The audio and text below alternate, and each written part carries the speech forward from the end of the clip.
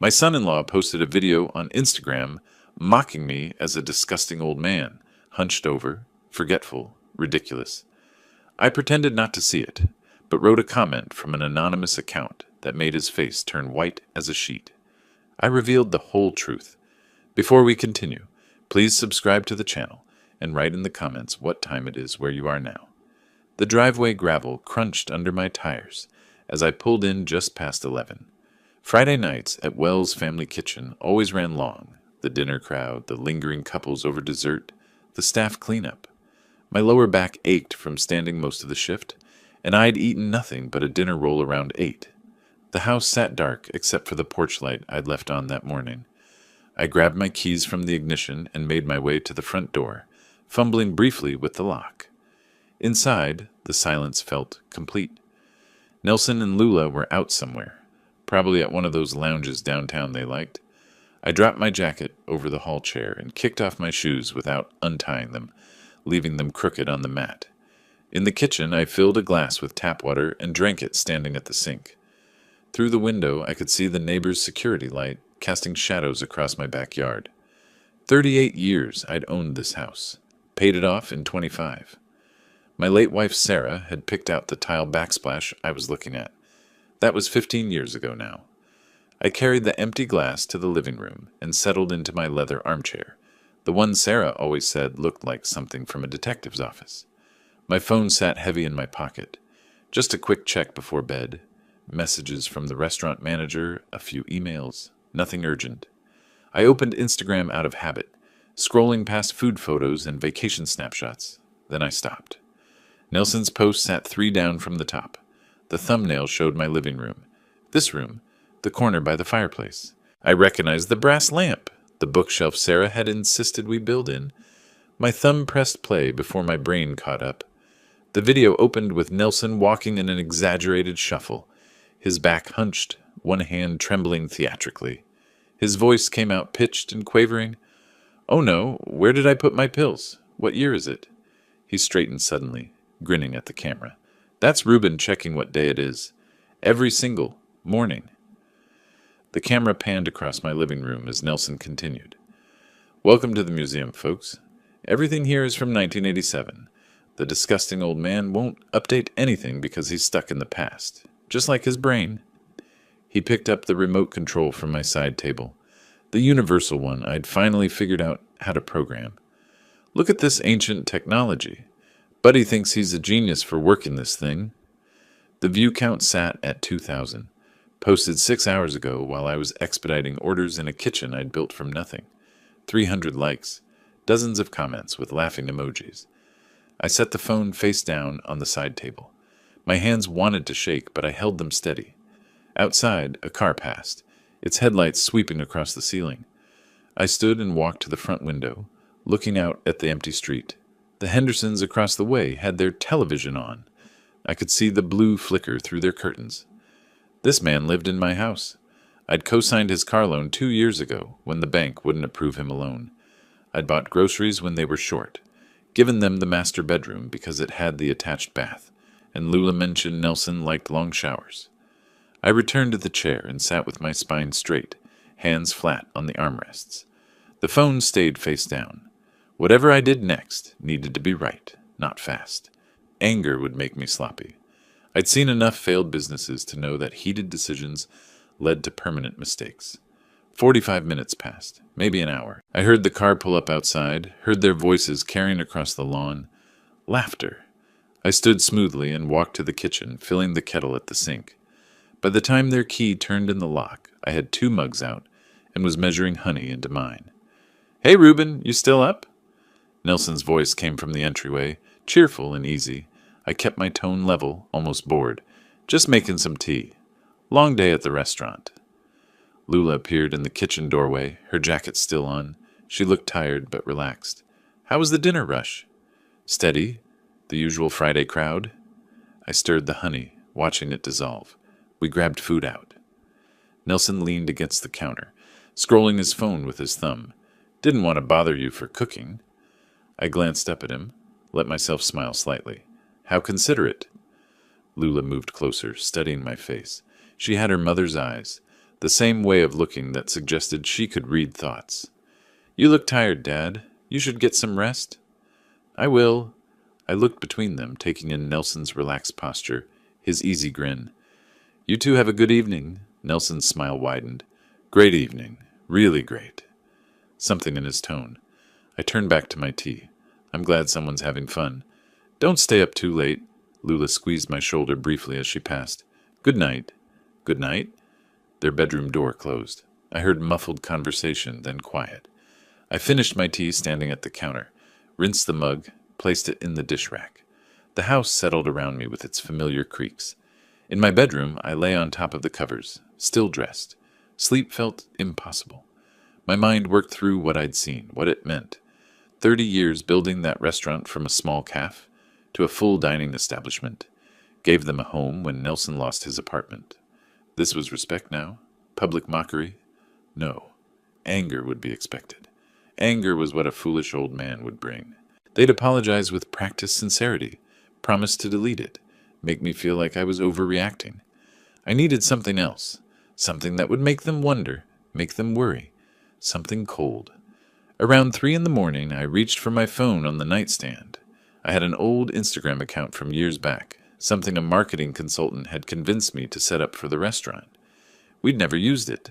I couldn't even remember the password at first, had to reset it twice. The account was blank. No profile picture, no posts, no followers. Perfect. I navigated back to Nelson's video. The view count had climbed to 2,400. I scrolled through the comments. People I didn't know, laughing at me in my own house. I tapped the comment box and typed slowly with one finger. "I know what you did." My thumb hovered over the post button. 6 words. No explanation, no accusation, just enough to plant a seed. I pressed it and watched the comment appear at the bottom of the thread. I closed the app, set the phone aside, and finally felt my muscles relax. Let him find it. Let him wonder who knew, what they knew, how much they'd figured out. Let him spend his weekend looking over his shoulder. I closed my eyes and smiled in the darkness. The sleep that came after felt earned. I woke before dawn despite sleeping only a few hours. Old habits from restaurant ownership. My body didn't understand the concept of sleeping in. The house was silent except for the furnace cycling on. Through my bedroom window, the sky was turning that particular shade of gray that meant sunrise was still an hour off. I dressed in my usual clothes, khakis and a button-down, and made my way to the kitchen. The coffee maker gurgled as it worked. I pulled out the newspaper from the front porch, still wrapped in its plastic sleeve, and spread it across the kitchen table. Around 8, I heard movement from their bedroom. The bathroom door closed. Water ran. I turned to the sports section, reading about the Blazers' latest loss, without really absorbing any of it. Nelson appeared in the kitchen doorway, already dressed, which was unusual for a Saturday.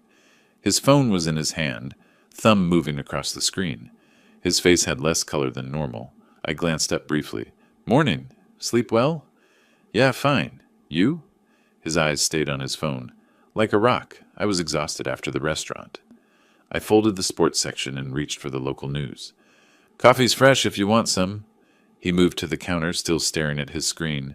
His hand shook slightly as he poured, spilling a few drops on the granite. He grabbed a paper towel and wiped it quickly.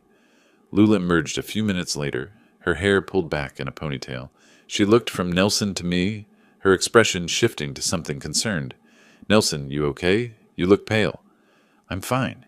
His voice came out too quick. "Just checking messages." I kept my tone casual, conversational. "Anything interesting online these days?" "No." He finally looked up, meeting my eyes for half a second. "Nothing, just the usual." The morning stretched out with uncomfortable quiet. Nelson kept checking his phone every few minutes. At one point, Lula put her hand on his arm. "You've checked that phone 50 times today. What's going on?" "Work stuff. You know how it is." "You don't have work. You're a content creator." His jaw tightened. "Exactly.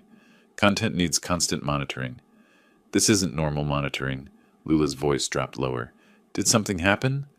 I said it's nothing. "Drop it." I stood and carried my coffee mug to the sink, rinsing it carefully. Through the window, I could see Mrs. Henderson putting out her garbage cans. Normal Saturday morning, completely routine. I spent the afternoon doing yard work, trimming the hedges out front, pulling a few weeds from the flower bed Sarah had planted. The Mitchells from next door waved as they left for somewhere. I waved back, just another Saturday in Laurelhurst. Inside, I could see Nelson through the living room window, pacing while he talked on his phone.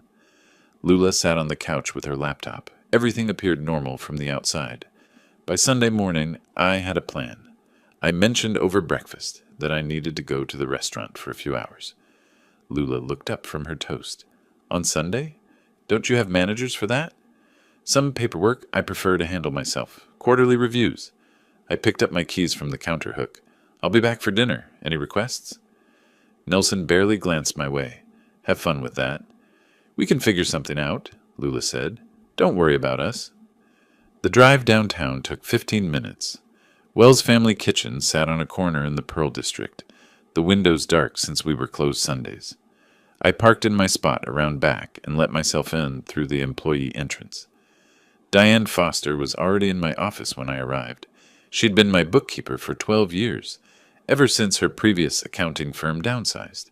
She looked up from the computer screen, her reading glasses perched on her nose. Thank you for coming in on your day off. You sounded serious on the phone yesterday.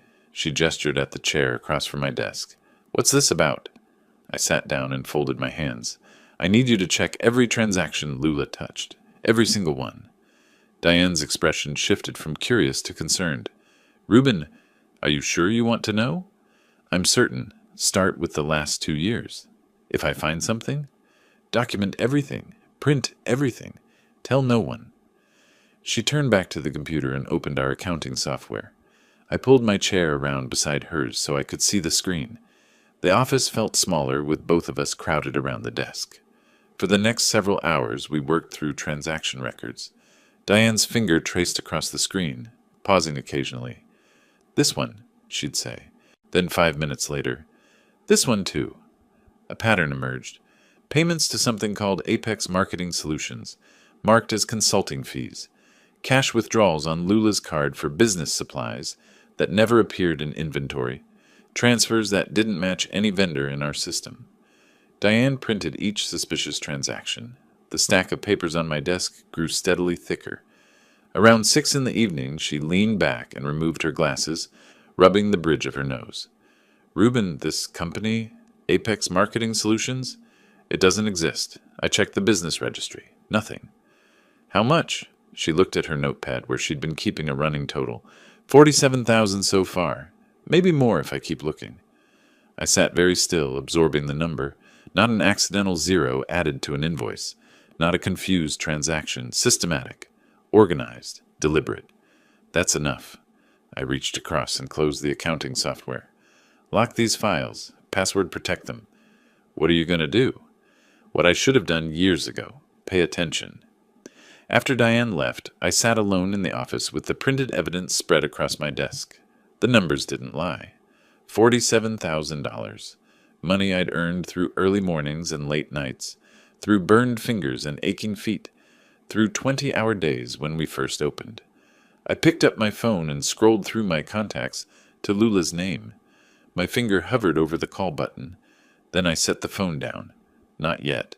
Not while I was still figuring out the full picture. I gathered the printouts, squared the edges, and locked them in my desk drawer. The office lights went off with a click. I walked through the dark restaurant to the back door, checking that it locked behind me. In my car, I sat with my hands on the steering wheel, engine off. The parking lot was empty except for a delivery truck parked across the street. Above me, the sky had turned deep purple with approaching night. The video hadn't been just cruelty. It had been contempt. The kind of contempt that came from feeling superior to someone, from thinking they were too stupid to notice. They'd mocked me while stealing from me. They'd laughed while robbing me blind. I started the engine and drove home through the quiet streets. Monday morning, I woke before Nelson and Lula stirred. I made my coffee, read the news, waited until 8 o'clock. Then I took my phone to the bedroom and closed the door. The law firm's website had listed their phone number at the top. I dialed and waited through 2 rings. Huang & Associates, how may I help you? I need to schedule a consultation with Mr. Huang. Of course. May I ask the nature of the consultation? Asset protection and family law matters. I have Tuesday at 10. Does that work for you? Perfect. Reuben Wells, Wells. We'll see you then, Mr. Wells. I ended the call and deleted it from my recent list. Then I opened my calendar app and added the appointment under a simple note. Dentist. Let them see it if they looked. Let them think nothing was happening. I opened the bedroom door and returned to the kitchen where Nelson sat at the table with his phone. He looked up briefly, his expression guarded. Morning, I said, pouring another cup of coffee. Looks like good weather today. He nodded and went back to his screen. I picked up the newspaper and turned to the business section, reading about quarterly earnings and market trends, while the house settled into its usual Monday morning routine. Everything appeared completely normal. Monday crawled by with deliberate normalcy. I kept to my routine at the restaurant, inventory checks, staff meetings, reviewing next week's reservations. When I came home that evening, Nelson barely looked up from his laptop. Lula asked how my day went. I said fine. Everything felt staged, a play where only I knew the real script. Tuesday morning, I woke before the alarm. The house was silent, that particular quiet of early hours when even the walls seemed to hold their breath. I dressed carefully, pressed khakis, a button-down shirt in navy blue, no tie. Business serious, not funeral serious. In my bedroom, I spread the documents across my desk. Diane's audit printouts, bank statements with transactions highlighted in yellow, screenshots of the Instagram video, saved to my phone, then printed. I organized everything into a leather portfolio, the one Sarah bought me when we opened the restaurant. Some things deserved proper presentation. Downstairs, Nelson sat at the kitchen table with a bowl of cereal, scrolling through his phone with his free hand. Lula was making coffee, still wearing her bathrobe. I poured myself a quick cup and stood by the counter. I have a meeting downtown this morning. Lula glanced over her shoulder. What meeting? Everything okay? Tax planning. The accountant wants to review some things before next season. I kept my tone flat, bored even. Nothing exciting. Nelson didn't look up. Sounds thrilling. Most responsible things are. I rinsed my cup and set it in the sink. I'll be back this afternoon. Don't let them sell you some complicated scheme, Dad. Lula turned back to her coffee. Those people always try to overcomplicate things. I picked up my briefcase and keys. I never agree to anything I don't fully understand. The drive downtown took 15 minutes through morning traffic. Victor Huang's office occupied the 7th floor of a steel and glass building in the Pearl District. The elevator was empty except for me and a woman in a business suit who got off on the 5th floor. I watched the numbers climb, felt my chest tighten slightly. This was different from investigating. This was acting. The reception area had modern furniture, clean lines, legal journals arranged on a glass coffee table. Everything spoke of competence without ostentation. The receptionist smiled professionally. Mr. Wells? Mr. Huang will see you now. The conference room had windows overlooking the city, Mount Hood visible in the distance. Victor Huang was younger than I'd expected, maybe 45, with silver threading through his black hair. His handshake was firm, his eyes direct. Mr. Wells? Thank you for coming in. He gestured to the chairs. Please sit. I opened my portfolio and slid the papers across the polished table. I need to show you some things.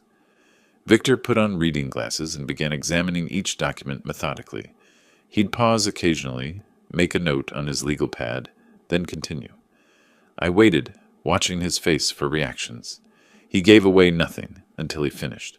Walk me through what happened. Start with the video. Friday evening. I found it by accident while checking Instagram. I kept my voice level, factual. He filmed it in my living room, posted it while I was working. And your response was to leave an anonymous comment? I wanted to see his reaction, to see if there was something more to hide. And was there? Victor looked up from the papers. I pushed the audit results toward him. $47,000 worth of something. He studied Diane's spreadsheet in silence for several minutes. When he finally spoke, his voice was careful. Technically, your daughter had authorized access to these accounts. So she can just steal from me? Not steal, misappropriate. Different legal standards, same outcome. He set the pages down. Can we prove it? With this evidence, yes. Will it be pleasant? No. Family law never is. I don't need pleasant. I need effective. Victor leaned back in his chair, studying me. They've lived in your house how long? 8 months, rent-free. Then they have tenancy rights. You can't simply evict them without cause.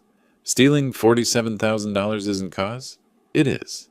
But you need to prove it first through legal channels. That takes time. He stood and walked to the whiteboard mounted on the wall. The faster option is making them want to leave. Legally, quietly, voluntarily. How? Victor drew a simple diagram, my assets in the center, then a box around them. Have you heard of a revocable living trust? Vaguely, estate planning tool. More than that. It's a shield. He tapped the diagram. You transfer assets into the trust. You maintain complete control during your lifetime. But legally, they're no longer in your personal name. Meaning? Meaning they can't inherit what you don't personally own. They can't claim interest in trust assets. And if they're planning to argue, they deserve control of your estate. He left the sentence unfinished. I understood immediately. How long does this take?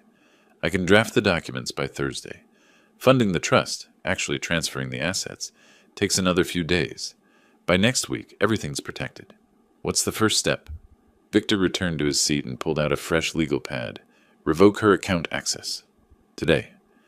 Won't that alert them? Frame it as routine financial housekeeping. Bank security requirements. Tax optimization. Any of those. He wrote something down. If they're innocent, they'll accept it. If they're guilty, they'll panic quietly. Either way, we learn something.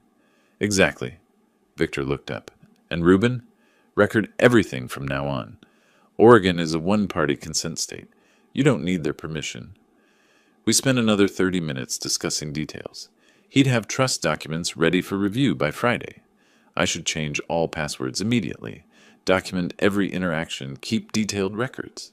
If they didn't leave voluntarily, we'd have everything ready for formal eviction proceedings, backed by fraud evidence. When I stood to leave, Victor shook my hand again. One more thing. Keep the original audit documents somewhere secure. Make copies. One set here, one somewhere safe that they can't access. What about involving the police? Not yet. We build the complete case first. Then we decide how to use it. I drove home through midday traffic, but my mind was already 3 steps ahead. First, the passwords. Then dinner tonight, when I'd make the announcement. Let them wonder. Let them test the locks and find everything sealed. Back home, their car was gone. Perfect. I went straight to my office and opened my laptop. Bank websites first. Personal checking, savings, the business accounts for the restaurant. Each password change felt like closing a door. 45 minutes later, I had a list of new passwords locked in my desk drawer. By evening, I'd prepared dinner. Nothing fancy, just roasted chicken and vegetables. I set the table deliberately. 3 places. When I heard their car in the driveway, I was in the kitchen stirring gravy, the picture of domestic routine. Dinner in 20 minutes, I called out when they came in. Can you both join me? It wasn't quite a request. We sat at the dining room table, plates full, the evening light slanting through the windows. For several minutes we ate in normal quiet, forks scraping plates, the small sounds of a meal shared by people who'd done this countless times before. I set my fork down midway through, leaned back slightly in my chair. I met with my financial advisor today. She had some interesting suggestions. Lula looked up. Oh, what about? Security mostly. Apparently I've been too casual with account access and passwords. I kept my tone conversational, almost apologetic. Banks are cracking down these days. Nelson nodded, still chewing. That's smart. Identity theft is everywhere. Exactly. I picked up my water glass, took a sip. So I've updated everything. Changed all my passwords, tightened access controls. Lula, you won't need to worry about my accounts anymore. Her fork stopped halfway to her mouth. Wait, what? But I was helping you? And I appreciate that. But I've got it handled now. I resumed eating as if the matter was settled. This seems really sudden, Dad. Her voice had an edge. Is something wrong? Nothing's wrong. Just routine maintenance. But what if you need help with something? Nelson reached over and touched her arm. Lula, he's 63, not 93. He can manage his own accounts. He looked at me, his expression understanding, supportive even. Makes perfect sense, actually. My dad does the same thing every few years. Thank you, Nelson. That's exactly right. Lula set her fork down completely. I just thought I was being helpful. You were. Now you don't have to be. I met her eyes steadily. Consider it one less thing to worry about. The rest of dinner passed with stilted conversation about nothing important. When they excused themselves to their room, I cleared the table slowly, listening to their muffled voices through the wall. I couldn't make out words, but I didn't need to. I could imagine the conversation perfectly. Her confusion, his reassurance, both of them probably already testing whether she could still access anything. She couldn't. Every door was locked. Wednesday unfolded with careful observation. I went to the restaurant as usual, worked through inventory and payroll, but part of my mind stayed home. Were they trying the accounts? Finding the walls I'd built? By the time I returned that evening, the atmosphere had shifted. Nothing obvious. They still said hello, still moved through the house with familiar ease, but something underneath had changed. The comfort was gone. Thursday morning, my phone rang while I was reviewing prep lists in the restaurant kitchen. Diane's name on the screen. I finished the complete review. You need to see this. I met her in my office 20 minutes later. The door closed, window blinds drawn. She stood when I entered, her face serious in a way that made my stomach tighten. Sit down, Reuben. That bad? She slid a spreadsheet across my desk. It's worse. $70,300 total. The number hung in the air between us. I picked up the paper, scanned the columns. How? The marketing company payments we found initially, plus systematic cash withdrawals, on the emergency card you gave her. Diane sat down across from me. I went back further. It's been going on for 2 years, almost to the day they moved in. 2 years. I set the paper down carefully. Steady and systematic. This wasn't impulsive, Reuben. This was planned. She opened a folder and spread out more documents. Look at the pattern. Withdrawals every 2 weeks. Always just under reporting thresholds. Payments to Apex Marketing Solutions monthly like clockwork. Even the amounts varied slightly. Nothing so consistent it would trigger automatic fraud detection. I studied the evidence laid out before me. Each entry was another small cut, another moment of theft while I worked or slept or trusted. Make 3 copies. Perfect copies. Already done. 1 for you, 1 secured off-site, 1 for your attorney. Thank you, Diane. I looked up at her. Not just for this, for everything. I've worked for you 12 years. You've always been fair, always been honest. She closed the folder. Whatever you're planning to do about this, I'm here. By early afternoon, I was back in Victor's office building, riding the elevator up with the expanded evidence folder in my briefcase. This time we met in his personal office, smaller and more efficient than the conference room. He opened the folder, began reading. After the second page, he let out a low whistle. This changes everything. This is serious criminal fraud. What are my options? Civil suit for restitution, criminal charges, or both? Victor set the papers aside and looked at me directly. Civil is faster, lower burden of proof, but recovery isn't guaranteed. Criminal is slower, higher stakes, but the accountability is real. Prison time, real. Can we do both? We can. He paused. But are you ready for that level of confrontation with your daughter? I thought about the video, about 2 years of systematic theft, about them living in my house, eating my food, planning to take more. She made her choice. I'm making mine. Victor nodded slowly. Then we proceed on both tracks. I'll continue with the trust documents. That protects your assets going forward. Simultaneously, we compile everything for the district attorney. Let them decide on criminal charges. When can we move? Trust documents are ready for your review tomorrow. The criminal complaint will take another week to prepare properly. He made notes on his pad. In the meantime, keep documenting. Keep recording, if possible. The more evidence of ongoing intent, the stronger both cases become. I drove home as the afternoon light turned golden. In my study, I reviewed my notes, thought through the next steps. My phone buzzed. The family group chat. Nelson's name appeared first. Hey, Reuben, maybe we should talk about the future. A second message followed. You're 63. Might be time to think about transitioning things to us. I stared at the screen. The audacity was almost breathtaking. Stealing for 2 years and now asking for control of what remained. Lula's message appeared below. Dad, Nelson has some good ideas about the restaurant. We could really help. I set the phone down, walked to the window, looked out at the street where a neighbor was walking their dog, where life continued in its ordinary way, picked up the phone again, reread the messages. 15 minutes passed before I typed my response. Let them wait. Let them feel the silence.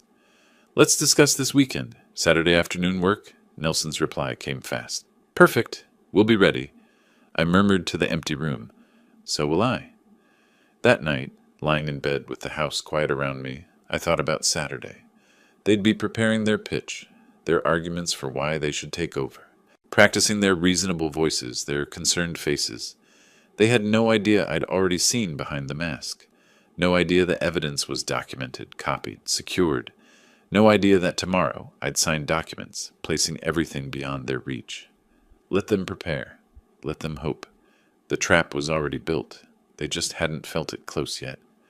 Friday morning arrived with clear skies and sharp purpose. I drove downtown to Victor's office, the trust documents waiting in his conference room like a treaty ready for signing. The notary was already there when I arrived, a professional woman in her 50s, with reading glasses on a chain around her neck. Mr. Wells, Victor gestured to the chair, everything's prepared. The papers spread across the table told a simple story in legal language. The Wells Family Trust, naming me as trustee with complete control during my lifetime, and Portland Food Security Fund as beneficiary after my death. Not a word about Lula, not a mention of Nelson. Sign each page where marked, Victor said, sliding a pen across the polished wood. I read every line. Not performing now, actually reading. When I reached the beneficiary clause, I paused, making sure it helps people who actually need it. Noble choice, and absolutely airtight legally. Victor watched me sign, R. Wells, R. Wells, R. Wells. The notary added her stamp with practiced efficiency, the sound of it final and official. As of now, Victor said as he gathered the documents into a folder, legally you don't personally own these assets. The trust does. I drove home with a copy in my briefcase, feeling the weight of doors closing behind me. Everything protected. Everything beyond their reach. Time for the next phase. That afternoon, I walked into the kitchen and stopped mid-stride. Lula was there making coffee, and I let my face go blank, puzzled. Dad? She set down the mug. You okay? I came in here for... I touched my forehead. What did I need? She approached slowly, concern written across her features, or a good imitation of it. What do you need? I can help. Water.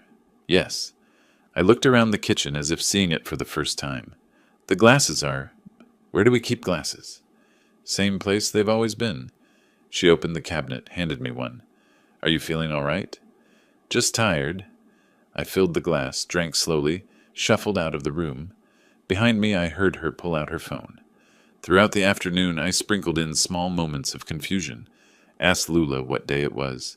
Couldn't find my phone. It was in my pocket. Repeated a question about the restaurant that I'd asked 10 minutes earlier. Each time, I watched her watch me. Each time, I saw something shift in her expression. Not worry. Calculation. After dinner, they retreated to their bedroom. I positioned myself in the hallway, ear close to their door. The wood was thin, old house construction. Their voices came through muffled but excited. Getting worse, Nelson's voice. Sooner than we thought, Lula replied. Doctor evaluation? Conservatorship. I stepped back quietly, returned to my room. They weren't concerned family members. They were strategists adjusting their timeline. Perfect. Saturday morning, I escalated. At breakfast, I looked at Lula with genuine confusion on my face. Wait, the restaurant is closed today? No, Dad, you're open today. Closed Sundays, remember? Right, Sundays. I nodded slowly, but let uncertainty linger in my eyes. Have I always been closed Sundays? She exchanged a glance with Nelson. He was barely suppressing a smile.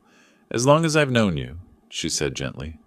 10 minutes later, after finishing my toast, I asked again, So we're closed today? Her pen paused over her phone screen. She was taking notes now, documenting, building her case while I built mine. That afternoon, she sat beside me on the couch and took my hand. Dad, I've been thinking, maybe we should schedule a checkup, just routine. Do I need one? I feel fine. You've been forgetting little things. It's probably nothing, but let's be sure. Her voice was soft, concerned, almost convincing. Forgetting things? Like what? Like this morning. The restaurant schedule you asked 3 times. I let worry cross my face. I did? I don't remember that. That's exactly why we should go, just to be safe. All right, if you think it's best. I squeezed her hand, played the vulnerable father. Inside, I was marking every word, every false note of concern. My phone buzzed later that afternoon. Text from Victor. Trust fully funded. All transfers complete. You're protected. I deleted the message immediately and felt something settle in my chest. The house, the restaurant, the accounts. All of it now in the trust. Untouchable. Let them plot. Let them scheme. They were fighting over something that no longer existed. Sunday morning, I carried a folder of papers to the dining table. Just reviewing some restaurant paperwork, I said to no one in particular. I set it down while I went to get coffee. Documents clearly visible. Victor Huang's letterhead. The word trust, prominent on the top page. Going to take a shower, I announced, and went upstairs. But I stopped at the top, positioned where I could see the dining room reflected in the hallway mirror. 5 minutes. That's how long Nelson lasted. I watched him glance toward the stairs, then move to the table. He opened the folder quickly, his face going pale as he read. His phone came out. Flash off. Quick photographs of each page. He closed the folder, but put it back wrong. Different page on top. Amateur. He went straight to their bedroom and closed the door. I showered, dressed, came back downstairs. The folder sat exactly where I'd left it, exactly as Nelson had replaced it. I picked it up casually and returned it to my study. Their bedroom door stayed closed for over an hour. When it finally opened, they emerged with strained smiles and dead eyes. Sunday dinner was a performance. Them pretending everything was normal, me pretending to be confused, all of us lying to each other across the table. Did you have a nice day, Dad? Lula asked, her voice too bright. Did I? I think so. What did I do today? Nelson jumped in quickly. You were here. Reading, mostly. Was I? I let my brow furrow. My memory feels foggy. Maybe you should get more rest tonight, Lula said, shooting a glance at Nelson. That night, lying in bed, I reviewed my position like a general surveying a battlefield. Trust, complete. Evidence of theft, documented. Their attempt to portray me as incompetent, recorded through their own words and actions. They were panicking, making mistakes, and I was there to catch every one. Tomorrow, they'd make their move. I could feel it coming like a storm on the horizon. I fell asleep easily, knowing Monday would bring their desperation into the open where I could see it clearly and capture it permanently. Monday morning, I woke before dawn and went straight to my dresser. The small voice recorder sat in the top drawer, pocket-sized, powerful, exactly what I needed. I pressed record and spoke softly. Testing, Monday morning. The playback was crystal clear. I slid it into my shirt pocket and clipped it inside, then practiced normal movements. Sitting, standing, reaching. The device stayed invisible, silent. Oregon's one-party consent law meant I didn't need their permission to record. Every word they said to me would be evidence. Downstairs, I started coffee and waited. They emerged around 8, later than usual. Dark circles under their eyes. They'd been up late planning. Breakfast was quiet, charged. Lula kept glancing at Nelson. Finally, he stood. I need to run some errands. Be back later. The door closed behind him, giving Lula space to work on me alone. How transparent they'd become. She found me in the living room 20 minutes later, newspaper in my lap, sat beside me on the couch, leaned forward with her hands clasped, the posture of sincerity. Dad, can we talk? Really talk? I set the newspaper aside, gave her my attention. The recorder in my pocket was already running. I'm worried about you. She took my hand, her voice soft. You've been forgetting things, seeming confused. Nelson and I just want to help. I feel fine, honey. I know you do. But what if something happens? What if you need help and can't ask for it? She reached for the folder on the coffee table, already prepared, already planned. I had a lawyer draw up a power of attorney, just in case. The papers she slid across to me were multiple pages, stapled. General power of attorney, the header read. I picked them up, appeared to read slowly while actually reading every word. Bank accounts, medical decisions, property sales, comprehensive control of everything. This gives you control of my bank accounts, I said quietly. Only if you need me to manage them. Otherwise, everything stays the same. I flipped through the pages. And medical decisions? Just if you're unable to make them yourself. It's protective, Dad. That's why it should be family. Someone you trust. I set the papers down carefully on the side table. Didn't hand them back. This is a big decision, Lula. Let me think about it. Her face tightened almost imperceptibly. But Dad, what if something happens suddenly? The doctor appointment is next week. What if they find something? Then we'll deal with it when it happens. Having this in place now would give us peace of mind. Whose peace of mind? I met her eyes. Mine or yours? She blinked, caught off guard. All of ours. We're family. Exactly. Family. Which is why I need to be sure about this. I picked up my newspaper again. Sure about what's right for everyone? Sure about what? Trusting your own daughter? Sure about what's right for everyone? I repeated, not looking at her. She stood abruptly, frustrated, but trying to hide it. Just think about it. Please. After she retreated to the bedroom, I transferred the audio file to my laptop, then to a cloud drive with encrypted password.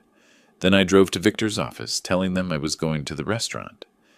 Victor listened to the recording in silence, his face growing more serious with each passing minute. This is attempted exploitation of perceived incompetence, he said when it finished. Combined with evidence of theft, this creates a clear pattern of elder abuse. Is that criminal? Very much so. Keep recording. More evidence only strengthens your position. I returned home before they noticed I'd been gone long. Tuesday morning, I checked Instagram while drinking my coffee. A routine now, monitoring what Nelson was broadcasting to the world. His story appeared at the top of my feed. The image showed him looking tired, running his hand through his hair.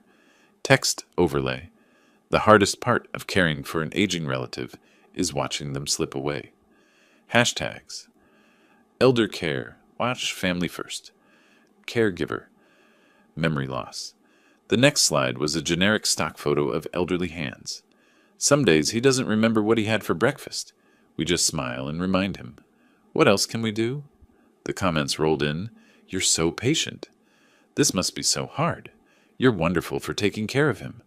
I screenshot every slide, every comment. Opened my photos and created an album. Evidence, Nelson, SM. Then I scrolled back through his recent posts, realizing this wasn't new. He'd been building this narrative for over a week. Subtle mentions of family challenges, posts about being more caregiver than son-in-law, creating a public record. If they pursued conservatorship, they'd have proof of my decline. Witnesses who'd seen his concerned posts, a documented timeline of my supposed incompetence. I saved everything. That afternoon, I drove to the restaurant and called Diane and my manager into the office. I need you both to write statements, date them, sign them, about my mental competence, my business decisions, anything you've observed. Diane understood immediately. You're building a defense. I'm documenting reality. I handed them each a notepad. Be specific. Dates, observations, conversations. When they finished, we drove to the bank next door. The notary stamped both statements, logged them in her book, charged me $5. Official, witnessed, dated evidence that I was sharp, competent, and making sound decisions. I returned home around 6. Nelson and Lula were in the living room, clearly waiting. I set down my keys deliberately and looked at them both. We need to talk. Tomorrow morning, 9 o'clock, we're going to see a notary. They exchanged glances, hopeful, nervous, confused all at once. A notary? Lula's voice was careful. For what? I've made some decisions about my affairs. I want everything official. What kind of decisions? Nelson leaned forward. You'll find out tomorrow. Be ready to leave by 8:45. Dad, can't you tell us what this is about? Lula stood, took a step toward me. Tomorrow. Everything will be clear tomorrow. I turned toward my bedroom. 9 o'clock. Don't be late. That evening passed in tense silence. They didn't know if the notary visit meant good news or bad for them. I didn't elaborate, went to my room early. From my bedroom, I called Victor. Tomorrow. It's time. The notary is actually my office, he confirmed.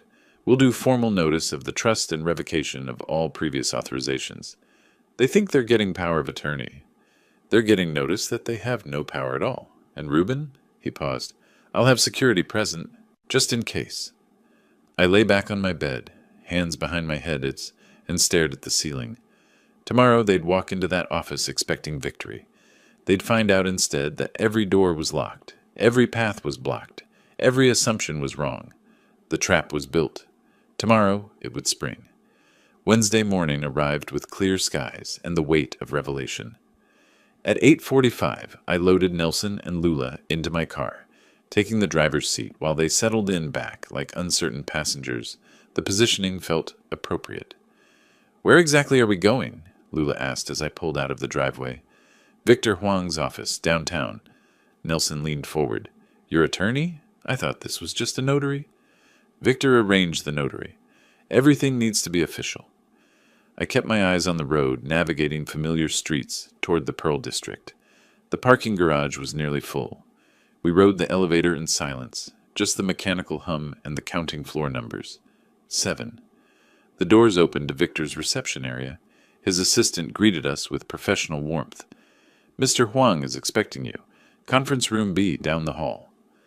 Victor stood when we entered, gesturing to the chairs across from him. A notary sat to his right, stamp and logbook ready. Another person, a paralegal perhaps, occupied a chair against the wall. The table held neat stacks of documents. Good morning. Please, everyone sit. I took my seat confidently. Nelson and Lula sat together, united front already crumbling as they registered the formal atmosphere. Victor slid a document across the polished wood. We're here to formalize the Wells Family Trust and make official declarations. I picked up the pen he offered, read the indicated lines aloud for the record. I, Reuben Wells, hereby transfer all personal assets into the Wells Family Trust, effective immediately. My signature followed, clear, deliberate. The notary's stamp made 3 solid thumps across the pages. All my assets are now in this trust, I said, looking directly at Nelson and Lula. The restaurant, the house, bank accounts, everything. Lula found her voice first. What does that mean? It means after I die, it all goes to Portland Food Security Fund, a charitable organization that actually helps people. I let that settle. I'm also formally revoking any previous promises or understandings about inheritance. Nelson's face had gone pale. You're leaving everything to charity? That's correct. I leaned back, the document signed and sealed. Now there's something else we need to discuss. I commissioned a complete audit of the restaurant finances. Why would you do that? Lula's voice had risen half an octave. Because I wanted to understand where money was going. I nodded to Victor, who produced a thick folder. $70,300. Missing. Over 2 years. The color drained from both their faces. Diane found payments to a fake marketing company. Your company, Nelson. Apex Marketing Solutions doesn't exist. She also found systematic cash withdrawals on the emergency card. I kept my tone conversational, almost pleasant. All documented, all traceable. There must be some accounting error, Nelson managed. No error. We have the bank records. The shell company registration uses your email address. I slid copies of the evidence across the table. We even have the Secretary of State's search showing no such business exists. Dad, I can explain, Lula started. Don't. The single word stopped her. Diane triple-checked. Victor verified. This is systematic theft. Nelson stood abruptly. I don't have to sit here and be accused. Victor's voice cut through calm and firm. Actually, Mr. Nelson, you do. Please sit down. The security guard at the door, I hadn't mentioned him explicitly, but he'd been there the whole time, shifted his weight slightly. Nelson noticed and sat. We're your family, Lula tried, her voice breaking. Family doesn't steal. Family doesn't mock. Family doesn't plot. I gathered my copies of the documents. We're done here. The trust is complete. The evidence is documented. You've been formally notified. The elevator ride down was silent, except for Lula's quiet crying. I drove home the same way we'd come, through midday traffic that seemed oblivious, to the small war that had just concluded. How could you do this? Lula finally asked as we pulled into the driveway. Cut out your own daughter. How could you steal from me while living in my house? Nelson's voice was tight. This is about that video, isn't it? This is about who you really are. Both of you. We entered the house and immediately scattered, me to my study, them to their bedroom. Doors closed throughout the house like sequential detonations. The afternoon passed in cold silence, everyone in separate corners. Around 4, I heard their voices pick up through the baby monitor app I'd installed in their room days ago. I put in my earbuds and listened. He's bluffing. Nelson's voice came through clear. If he had real proof, we'd already be arrested. What do we do? Lula sounded desperate. We file with Adult Protective Services. Tomorrow morning, first thing. On what grounds? Dementia, memory loss, dangerous to himself. Nelson's voice gained confidence as he explained. We emphasize last week's confusion. My Instagram posts establish a timeline of decline. If APS investigates and assigns a conservator, we can challenge everything he signed today. Will that work? It's our only shot. Once he's declared incompetent, every document he signed becomes questionable. I stopped the recording and saved the file. Wednesday evening, APS plan. Then I called Victor and left a message. They're going to APS tomorrow. Be ready. I lay in bed that night, feeling no anger, no satisfaction, just cold certainty. They'd handed me exactly what I needed. Tomorrow they'd make their move, and I'd be 3 steps ahead, waiting. Thursday morning, I watched from my bedroom window as Nelson left the house with unusual purpose. 8:30. No explanation to me, just a brief word to Lula that I couldn't hear. I knew exactly where he was going. I called Victor immediately. He just left, heading to Adult Protective Services, I'd wager. Let him file. We're ready with counter-documentation. His voice was calm, assured. You'll get notification within 48 hours. I'll be ready. I spent the morning at the restaurant, maintaining normalcy. Diane met me in the office. Everything documented and backed up? She patted the locked file cabinet. 3 copies, completely secure. By afternoon, my phone chimed with an automated message. An investigation has been opened regarding your welfare.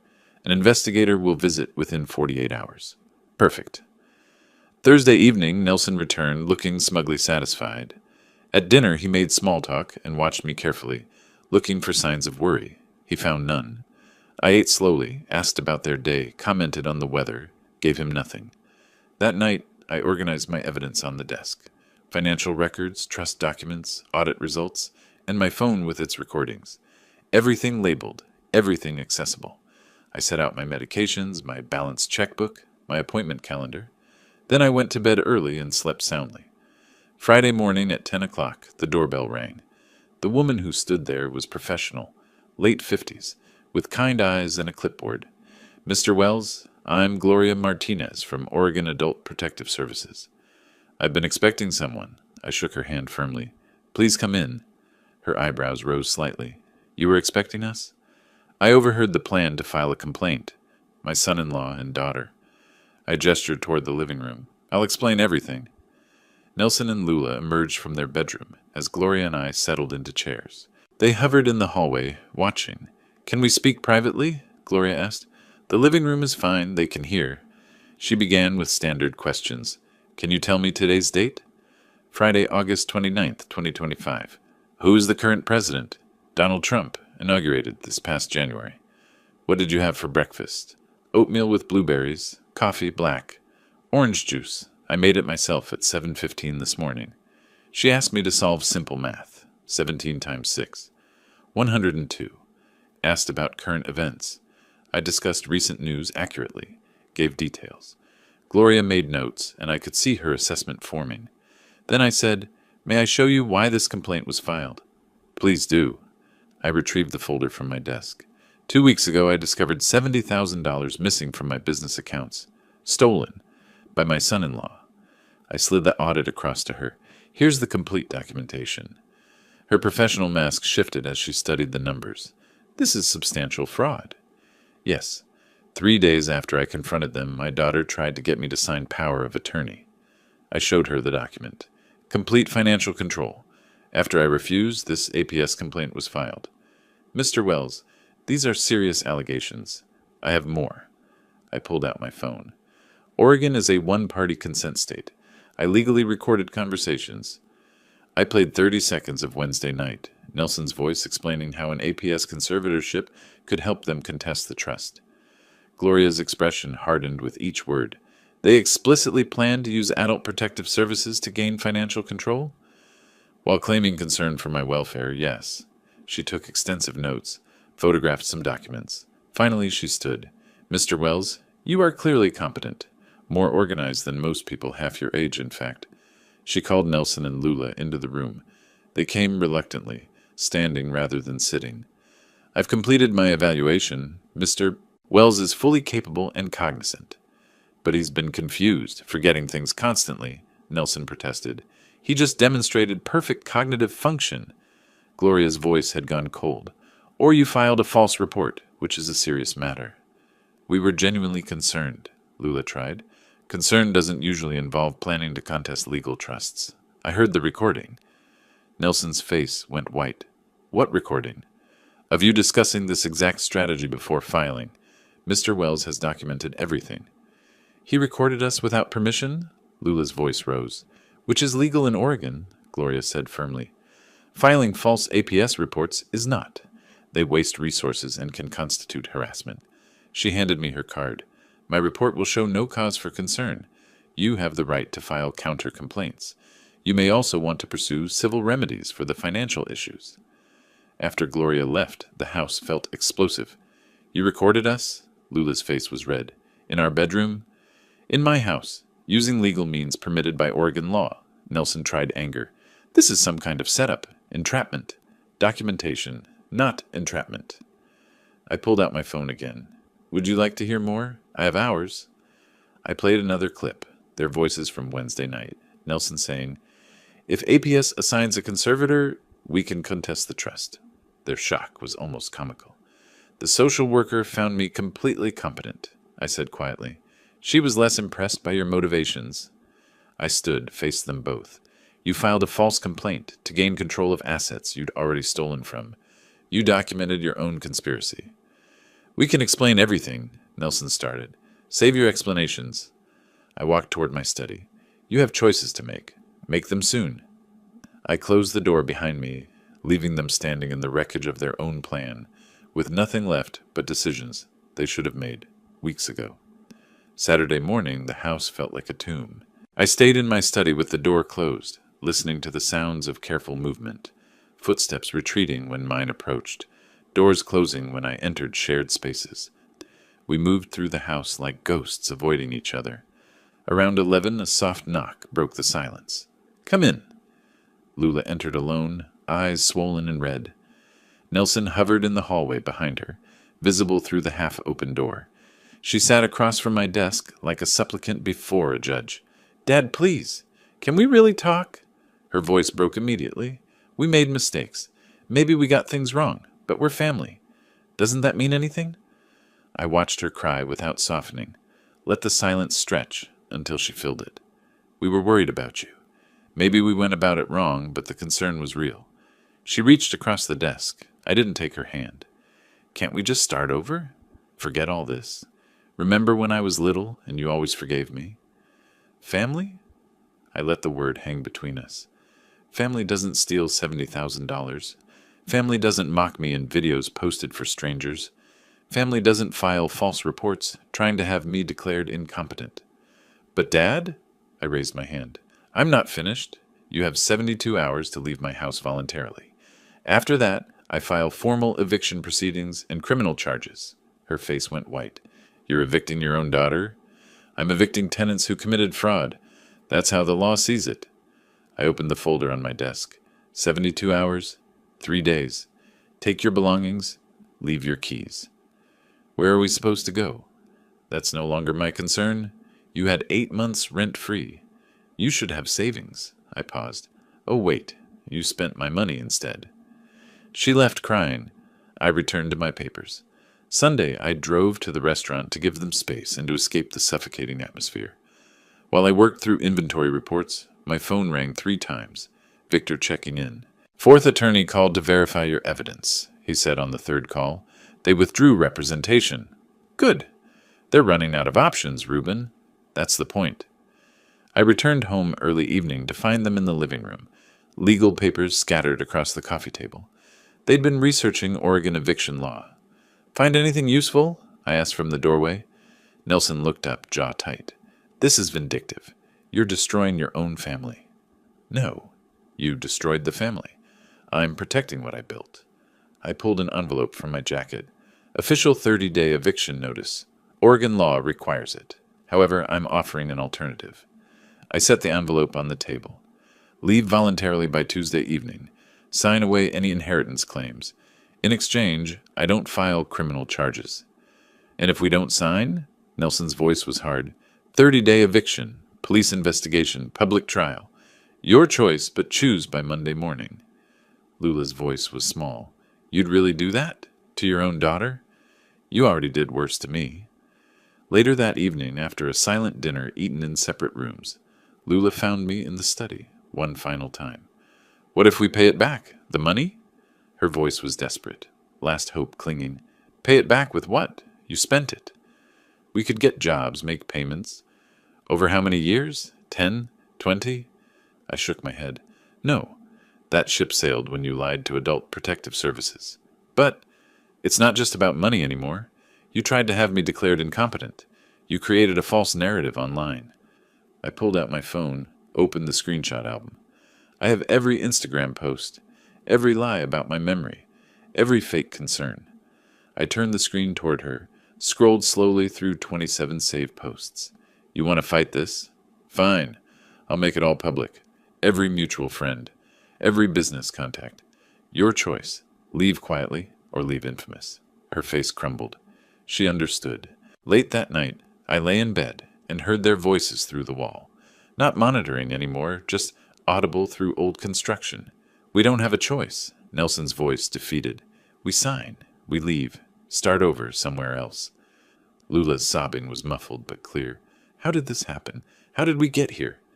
Doesn't matter now. We need to pack. I felt nothing. Not satisfaction, not guilt.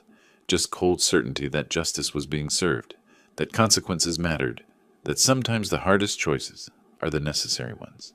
Tomorrow they'd sign. Tuesday they'd leave. It would be over. Monday morning at 9, they knocked on my study door. Both dressed in street clothes, ready to leave after this final formality. The notary arrived minutes later, the same professional woman who'd witnessed the trust signing. Nelson signed first, his pen pressing hard against the paper. Lula's hand shook as she added her signature below his. The notary stamped each page with efficient finality, closed her logbook, and left with a professional nod. Silence filled the room after she departed. That's it? Lula's voice was hollow. We're just done? You have until 6 to vacate. We'll be gone before then. Nelson stood, touched Lula's arm. She started to speak, looking at me with something between anger and grief, but the words wouldn't form. She shook her head and followed him out. The door closed. I was alone with the signed documents that ended everything. The afternoon was a soundtrack of departure. Footsteps overhead, drawers sliding, boxes being taped shut. Around 2, I heard the rental truck arrive. Heavy furniture scraped across floors. I stayed in my study, working through restaurant paperwork, giving them space for what little dignity remained. Around 5:30, I went upstairs to my bedroom window. The truck sat in the driveway below, packed full. Nelson loaded the last box while Lula stood by the passenger door, staring back at the house with tears streaming down her face. He said something I couldn't hear. She climbed in. The truck pulled out. I watched until it turned the corner and disappeared. I felt nothing. Not satisfaction, not sadness. Just emptiness where tension had lived for 2 weeks. Downstairs, I walked through the quiet house to their former bedroom. Empty except for 2 keys on the dresser, house key and mailbox key placed side by side. I picked them up, felt their weight, then closed the door. Tuesday morning, I woke to true silence, made a single cup of coffee instead of a pot, sat at the kitchen table in morning light with no voices from the other room, no careful choreography of avoidance. My phone chimed. Instagram notification. I searched for Nelson's account out of curiosity. User not found. He'd deleted everything. Couldn't face the exposure when people started asking questions about those concerned caregiver posts. I deleted my screenshots. Didn't need them anymore. At the restaurant, Diane noticed immediately. You look different. Do I? Lighter, like something lifted. She set an espresso on my desk. Whatever was weighing on you, it's resolved. Good. You've earned some peace. The day passed in blessed normalcy. Menu reviews, supplier calls, greeting regular customers who'd been coming for years. This was my life. The business I'd built from nothing. The thing they'd tried to take. Still mine. Still strong. After closing, I stayed behind while Diane finished paperwork. She brought me coffee before leaving, sat briefly. Everything okay, boss? I looked around the empty dining room. Tables I'd chosen, art I'd selected, reputation I'd built over 30 years. Yes, Diane, everything's very okay now. She smiled, squeezed my shoulder, left me alone. I sat at my corner table, the one where I planned menus and dreamed about expansion. The coffee cooled while I thought about the last 2 weeks. Not revenge, restoration. They'd tried to take what I'd built. I'd simply defended it. Used their own weapons against them, law, evidence, truth. I felt no guilt, no regret, just quiet satisfaction that justice worked when you documented everything and stayed 3 steps ahead. My phone lit up with my own email. To Portland Food Security Fund. Would like to schedule meeting to discuss Wells Family Trust and ways to maximize its benefit. I hit send. The trust had been a defensive tool. Now it could be something more. Help people who actually needed it. Better legacy than thieves deserved. I finished the coffee, turned off the lights, locked up. Drove home through Portland streets with a clarity I hadn't felt in months. The house was dark when I arrived, but not lonely. My space again, my peace. Tomorrow I'd meet with the charity director. Next week I'd review restaurant expansion plans Diane had been urging. The future was clear now, unencumbered by people who'd seen me as a resource to exploit, rather than a person to respect. I smiled, the first genuine one in 2 weeks. Not because I'd won some game, because I'd protected what mattered, because I'd stood my ground, because sometimes the best revenge isn't making them suffer. Sometimes it's simply not letting them take what you earned, not letting them win. That's enough. If you like this story, please like this video, subscribe to the channel, and share your impressions of this story in the comments. To listen to the next story, click on the box on the left. Thank you for watching.